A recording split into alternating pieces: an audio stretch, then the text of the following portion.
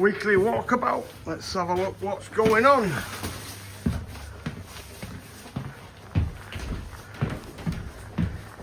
Had a bit of a tidy up upstairs, put some bumpers away and that. Looking good. Someone kid asked me what goes on in this room here. This is where fiberglass preparation room. It's where we use our matting and our resin. And we keep the resins and our stuff there.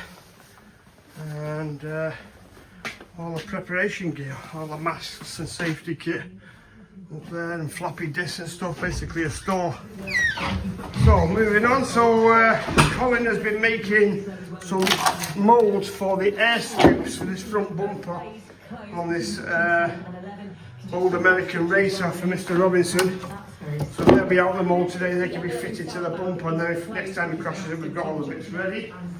He's just cut some glass there. That's a DB7 side skirt that's been repaired and is getting shipped out this tomorrow, which is a Mark 1.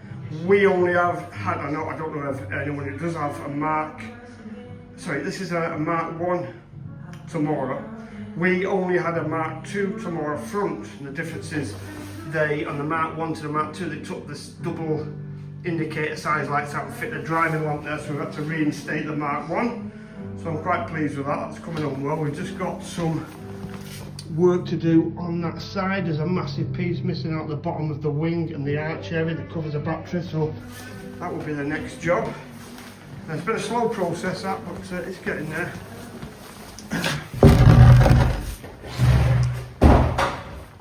Matt Griffith is waiting for a response from the auto electricians about wiring the lamps in, but they've not been back to us.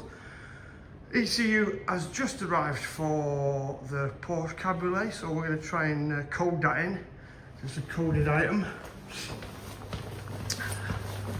These two old girls are still hanging about. Springtime's coming. I think we'll start buying them. Ian has just yesterday finished painting this TVR 4.5 Chimera, which came in with rear damage. All the back panels have been put back together, so it'll be flatted and polished today.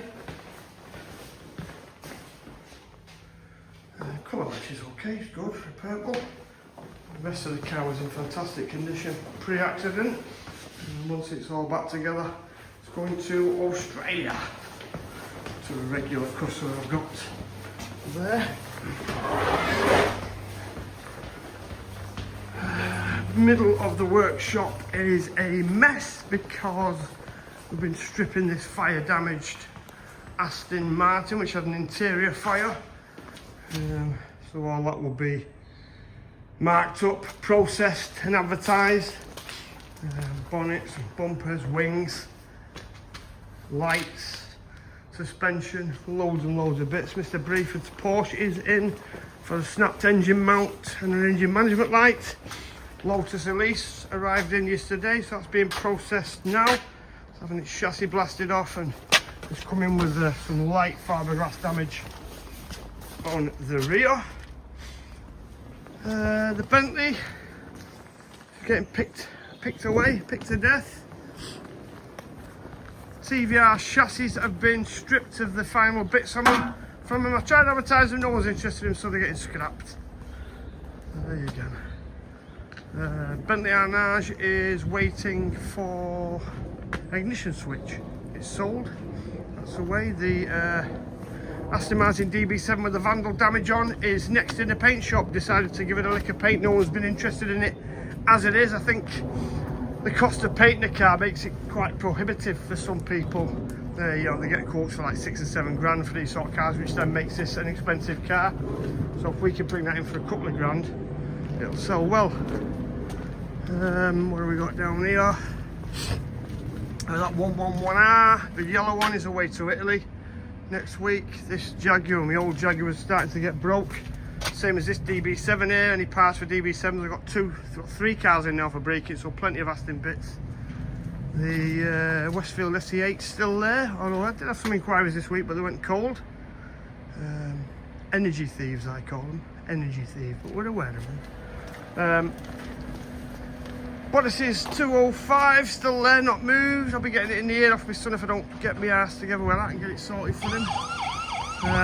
Got a few cars coming in this week, although I'm away on holiday tomorrow for 2 weeks, so no walkabout next week and the week after, but I'll do it when I get back.